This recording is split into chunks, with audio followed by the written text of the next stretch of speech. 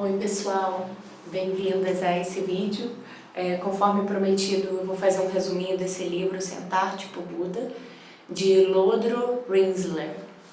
É um professor de meditação americano e vou falar um pouquinho sobre o livro. Ele é um livrinho bem prático para quem está começando a prática de meditação.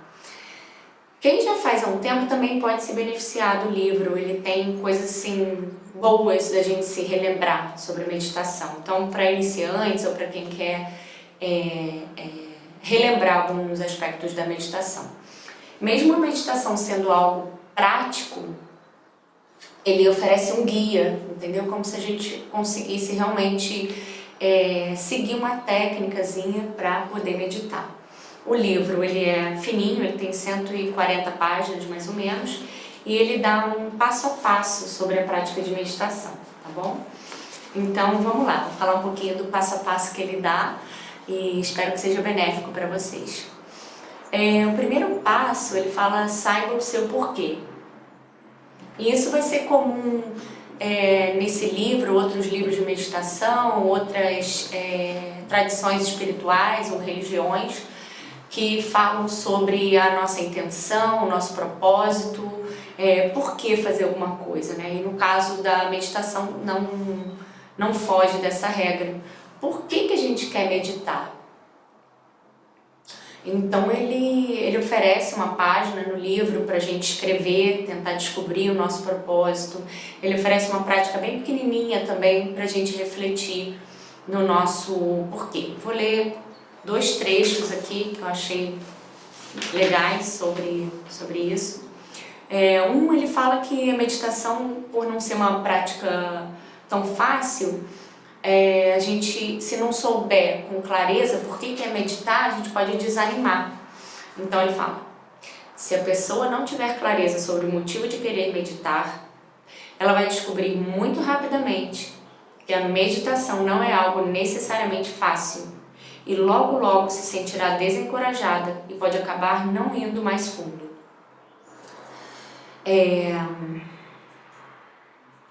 Outra coisa sobre persistência, né? Ainda dentro desse passo sobre o propósito, sobre a intenção. A meditação traz muitos benefícios, infinitos, desde melhorar sua saúde, diminuir seu estresse, até aumentar seu prazer com a vida como um todo. Mas ela é uma jornada longa e os sinais de sucesso nem sempre são óbvios. E isso é bom, por quê? Porque vai fazer a gente ter persistência. Não é uma jornada linear de progresso, então acho que é isso que ele está querendo dizer.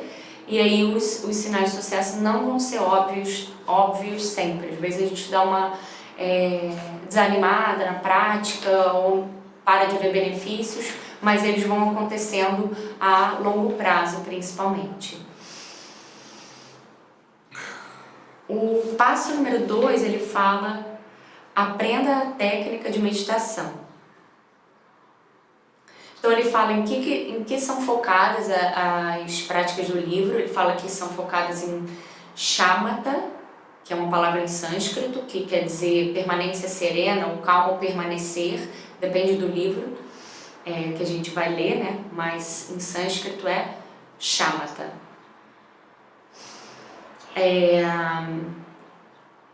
Que aí ele fala que é relaxar, porém também despertar a mente, se sintonizar cada vez mais com a vida.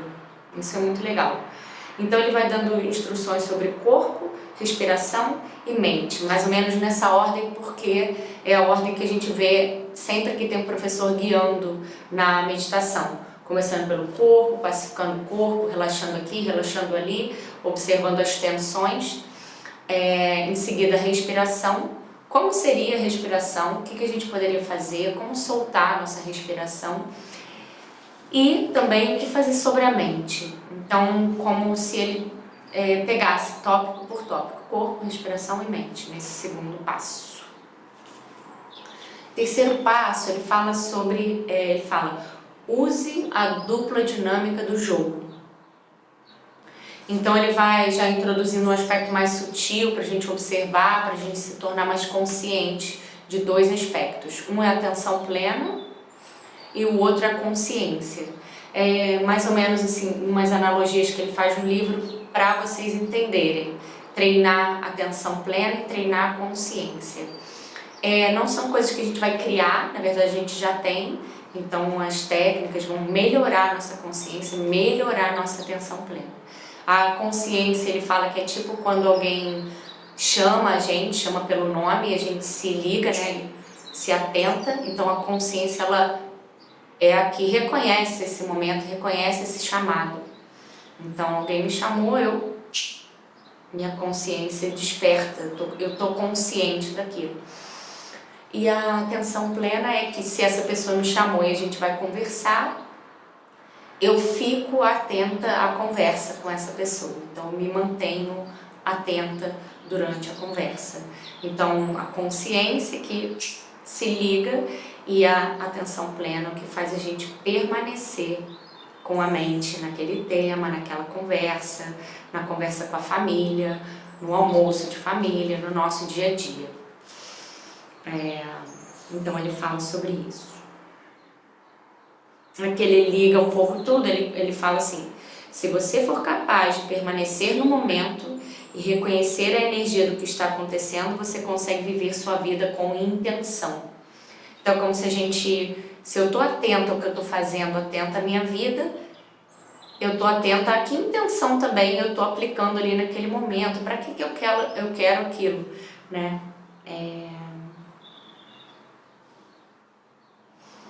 Aí ele diz que a tradução no caso do tibetano de meditação é Gom, se familiarizar com algo. Em essência, o processo da meditação é nos familiarizarmos com nossa própria mente e com nossos padrões habituais.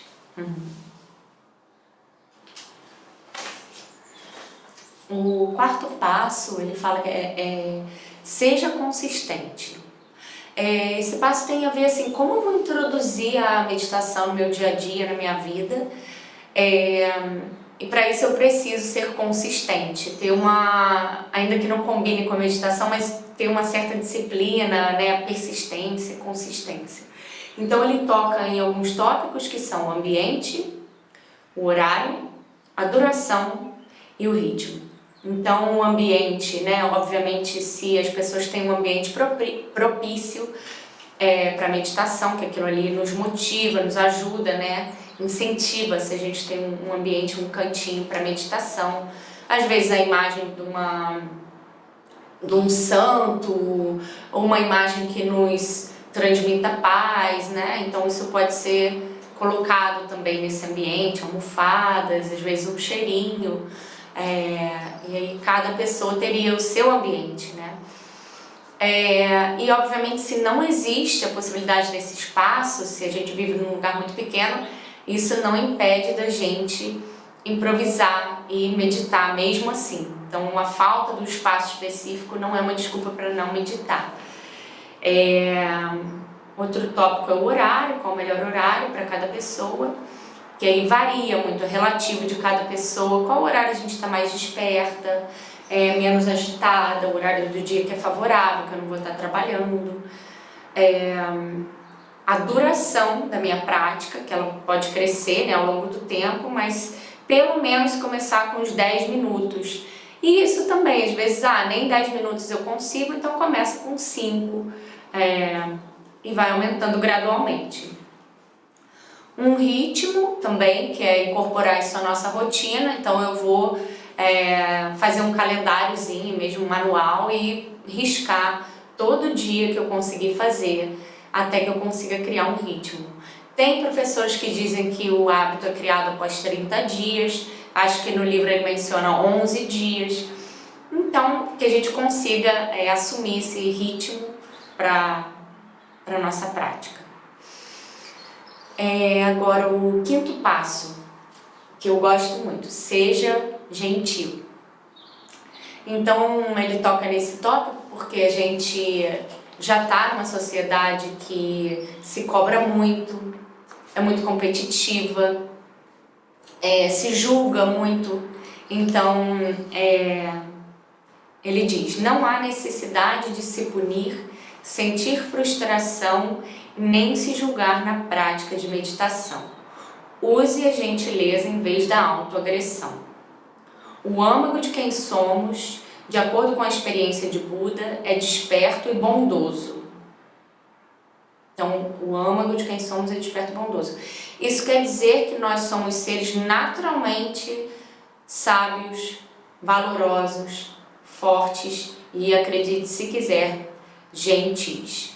Tá? Então o livro vai tocar nesse tópico, mais pra frente vai falar também que quanto mais a gente repousa a nossa mente, mais a gente descobre o nosso lado gentil, bondoso, na mente natural. Sexto passo, supere os 3 obstáculos principais. E ele fala também, de novo, ser gentil com os obstáculos que surgirem. Ele menciona preguiça, correria atarefada e desânimo. Então aqui também ele dá um guia, né? O que fazer quando a gente está com preguiça de meditar. Correria atarefada é a que eu ouço muito mais assim, das pessoas. Eu não tenho tempo, eu não consigo, meus filhos, meu trabalho não me permitem. E convenhamos, 5 minutos, 10 minutos, a gente consegue fazer no nosso dia de 24 horas, o que são afinal 5 minutos, se isso é para nossa saúde mental, para o nosso estresse, para controlar, reduzir, né, e cuidar de fato da nossa saúde mental. O 7º passo eu gosto muito. Ele fala: trabalhe com as suas emoções, né? Então, acho que a gente vive um processo global de ignorância emocional, talvez, né? Não fomos criados com instrução emocional nas escolas, nas famílias também, não é muito comum. E isso vai impactar na nossa vida. Então, aqui ele toca nesse assunto das emoções. Ele fala gradualmente, afinal não é assim, né? Você senta em meditação, já consegue observar tuas emoções e controlar e ser menos reativo, menos impulsiva. Então ele fala passo a passo que a gente, na almofada de meditação, vai observar os pensamentos, vai observar gradualmente, que primeiro, no início, eles surgem como um enxame de pensamentos, muita coisa. Também existem os pensamentos chamados de fantasias, que são coisas que a gente deseja fazer, que nós já fizemos, nós ficamos relembrando. Um pensamento seguido do outro, né? Então eu tô acabando um pensamento, aí eu falo: nossa, eu poderia fazer mais exercício físico. Aí eu lembro da minha amiga que me chamou para ser minha personal trainer. A fulana me convidou para ela fazer personal trainer comigo. E aí vem um outro pensamento de que agora ela tá namorando um cara, que esse cara não é tão legal. E assim por diante, a gente se perde nas histórias dos pensamentos um atrás do outro. Que a meditação também faria a gente reconhecer esse processo e pouco a pouco também, por estar mais consciente desse processo de um pensamento após o outro, cessar esse ritmo tão intenso de pensamentos, né? Diminuir o ritmo dos pensamentos através da nossa consciência, da nossa atenção plena, que ele já tinha falado antes. Existem também pensamentos super sutis sobre a própria meditação, se a gente está meditando bem, se a postura está direitinha. E aí, finalmente, né, ele fala assim sobre as emoções, muito legal. As emoções surgem de todas as formas e tamanhos, mas no fim das contas elas são pensamentos, embora sejam pensamentos com uma grande quantidade de energia por trás. Então é como se as emoções fossem também parte dessa categoria de pensamentos, porém com mais energia, mais carga. Às vezes tem amor, que é uma emoção boa, mas e quando essa emoção é uma raiva, uma mágoa, um ressentimento? Como sentar na almofada gradualmente, a longo prazo, vai fazer com que eu fique mais consciente das minhas emoções, Quem sabe ser menos reativa? Quem sabe me perder menos nessas emoções que ele chama também no livro e outros livros chamam de emoções aflitivas. Então, muito bom esse sétimo passo.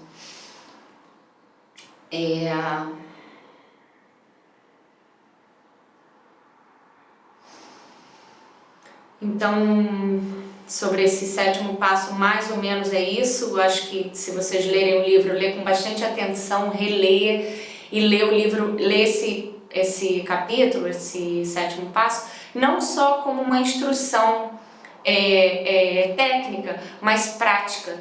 Então, lê primeiro para entender, depois relê meio que praticando, sentando já, né? E óbvio que no sétimo passo, ele já, como autor, espera que a gente tenha vindo praticando meditação ao longo do livro todo, para chegar no sétimo passo e ser capaz de compreender um pouco o que ele está falando e praticar um pouco o que ele propõe. Aí ele fala, né, emoções não são obstáculos, são o próprio método para que a gente possa se conectar mais profundamente com o nosso corpo e a nossa mente, usando gentileza, habilidade de estar presente e a curiosidade. Então é meio que usar a emoção como combustível, né? Através da emoção a gente se conhecer mais, estar no nosso corpo, habitar o nosso corpo, reconhecer, se familiarizar com a nossa mente. Esse tópico de emoções é muito útil, muito legal, muito interessante. Agora eu vou voltar aqui para o livro, peraí, o oitavo passo, tá? O oitavo passo ele fala, descubra a paz. Então ele, assumindo que a gente já vem praticando há algum tempo, ele começa a falar nesse calmo permanecer, né? Aqui tem um outro nome. Estado de permanência pacífica, que se a gente veio praticando já há algum tempo, ou talvez em uma prática a gente consiga sentir essa paz interior. Ela não vem de excluir nada da nossa vida, de se melhorar, senão de estar com a nossa mente. Então é como se a gente, ao praticar a própria meditação, em algum momento, no meio de tudo isso, de pensamentos, de emoções, o fator de estar presente, de estar respirando, de estar com o que faria a gente já tocar nessa paz interior. Não é uma parte teórica, é uma parte realmente prática, e ele fala que ele deixa ela ser o oitavo passo. Justamente por isso, para que a gente venha praticando e no oitavo passo seja capaz de compreender o que ele está escrevendo, mas a gente já compreendeu de maneira com a nossa própria experiência na prática. Então aconselho vocês a praticarem, quem não praticou até o oitavo passo, né, quando tiver o livrinho, praticar para compreender o que ele fala, sentir o que ele está falando.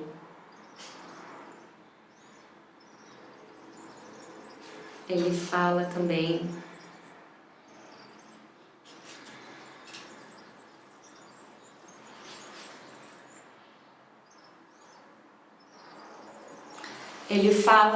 aqui, por exemplo, a experiência de um momento de paz durante a prática da meditação é uma motivação maior para continuar no caminho do que qualquer outra que eu possa oferecer neste livro. Então tem tudo a ver com esse praticar, sentir a paz interior que ele está falando, compreender, né, na nossa experiência, e através dessa experiência de paz a gente se motivar a buscar mais e mais o caminho da meditação.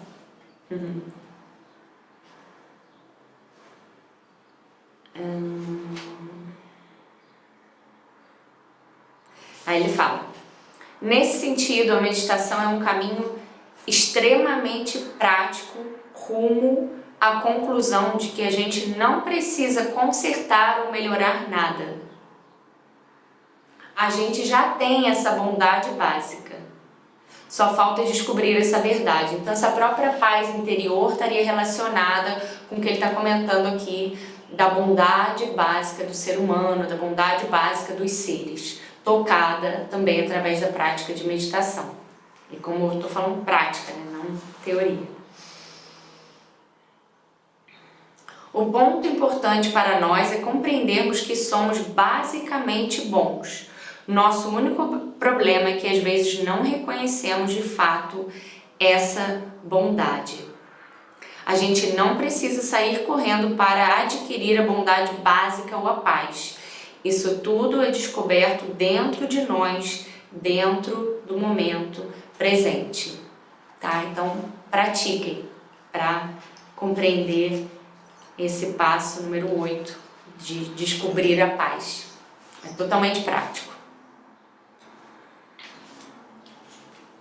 Passo número 9, vire uma pessoa dármica. Então, algumas qualidades, né, que a gente poderia incorporar no nosso caminho. Aí vou ser breve nesses passos. São 7 qualidades.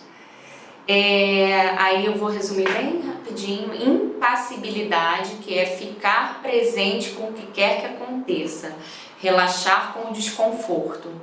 Então isso aqui vai estar presente em muitas instruções de meditação.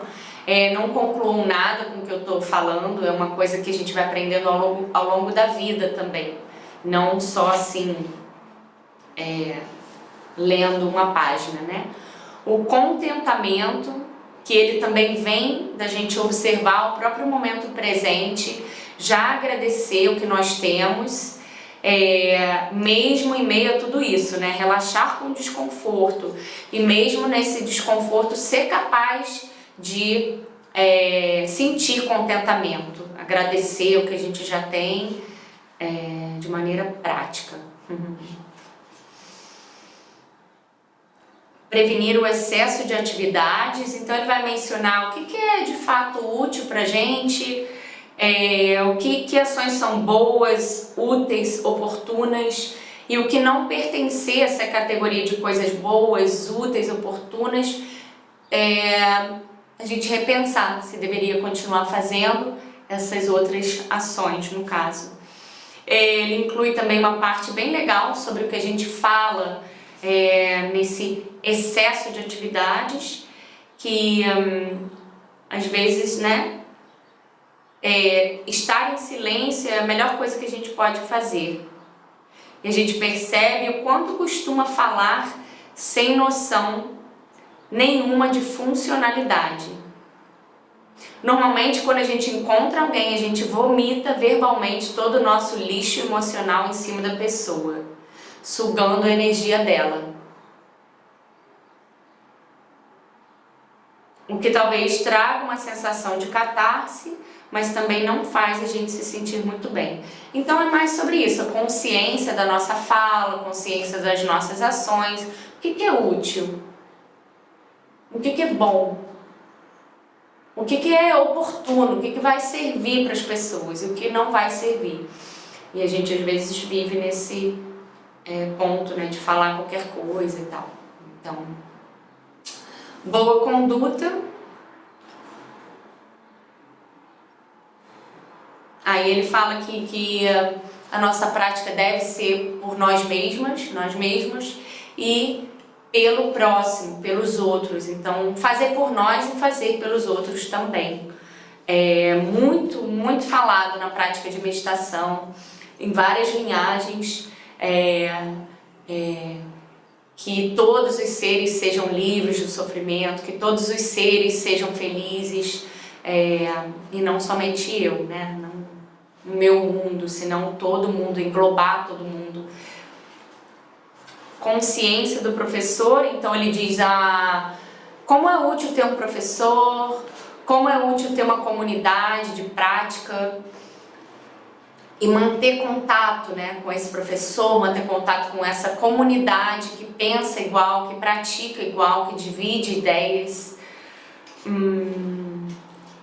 Outra qualidade, propagando prajna. Prajna também é uma palavra em sânscrito que quer dizer sabedoria. Eu gosto muito dessa palavra e aí ele fala que usar cada situação da nossa vida como uma oportunidade para a gente enxergar ainda mais as coisas como elas são. Então não é uma ilusão de nada, é simplesmente olhar a vida como ela é.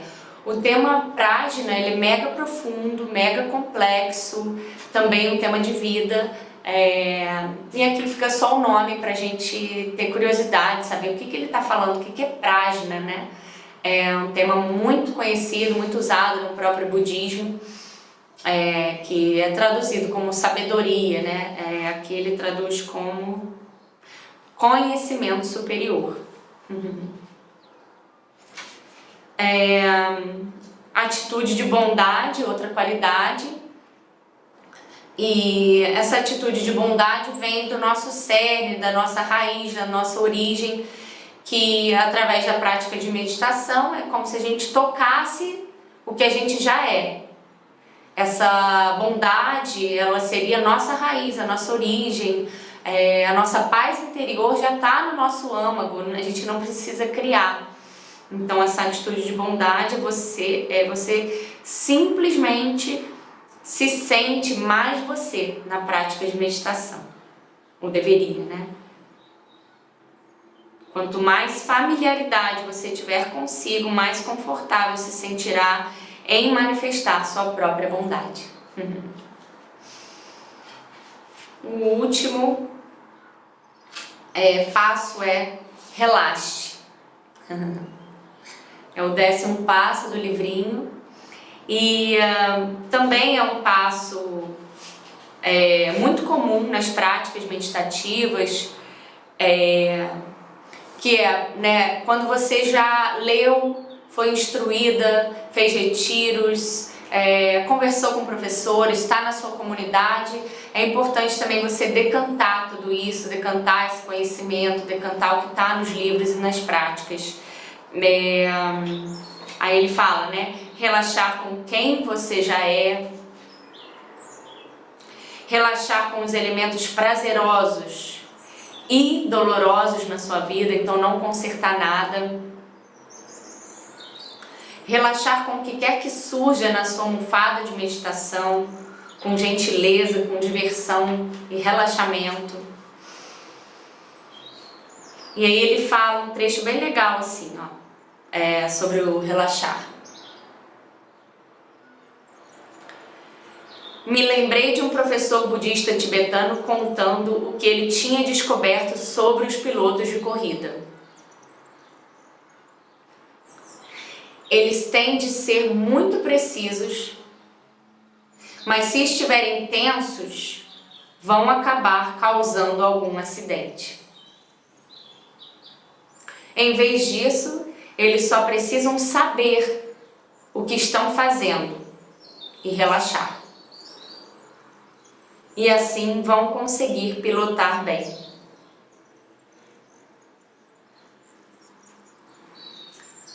Então a ideia é saber o que você está fazendo. Então a gente aprende, a gente busca conhecimento, compreender a prática, o livrinho vai ajudar. Então a ideia é saber o que você está fazendo e relaxar enquanto estiver fazendo. Espero que tenha sido benéfico esse resuminho para vocês. Foi feito com todo carinho. Pratiquem meditação, entendam a teoria, entendam a prática, perguntem, procurem uma comunidade. Ele dá o endereço dele no final, o endereço eletrônico para o pessoal se comunicar com ele. Quem quiser se comunicar comigo também, para a gente trocar figurinhas. E espero de verdade que seja benéfico e que no final do livro a gente consiga relaxar, compreender de maneira mais visceral a prática da meditação. Então a gente fica um pouquinho em silêncio, respirando.